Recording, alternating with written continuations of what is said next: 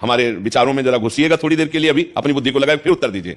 एक बच्ची 10 बॉयफ्रेंड बदल चुकी है, ब्रेकअप फिर नया बॉयफ्रेंड फिर ब्रेकअप फिर नया बॉयफ्रेंड, और आप समझ रहे हैं कि बच्चे और बच्चे फ्रेंड का मतलब क्या समझते हैं? व्यभिचार ही केवल फ्रेंड का मतलब समझा जा रहा है। आप स्पष्ट समझिए, फ्रेंड का मतलब केवल व्यभिचार समझा जा रहा है। ऐसा नहीं कि मेरा दोस्त उन्नति को प्राप्त हो और हम दोनों माता पिता से मिलकर के फिर पानी ग्रहण करके तब हम आगे कदम रखेंगे, ऐसा नहीं, ऐसा नहीं है। आजकल दोस्ती का मतलब ही है केवल शरीर आकर्षण, शरीर शोषण।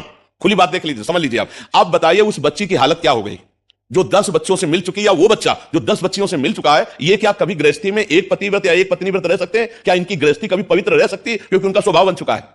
अब वो जब ब्याह भी हो जाएगा तो वो स्वभाव उनको चैन से नहीं रहने देगा। फिर इसके बाद दोनों पति पत्नी में क्या होगा?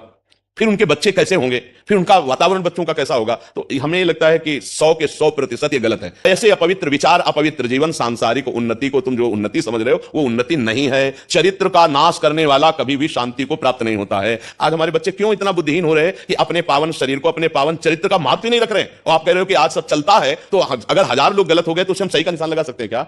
नहीं, 1000 गलत हो रहे तो गलत हो रहे हैं। और आप खुद निर्णय करके बताइए ये क्या तरीका है कि ब्याह हुआ 1 साल में तलाक हो गई? ये तरीका क्यों? क्योंकि ये तरीका ही नहीं है।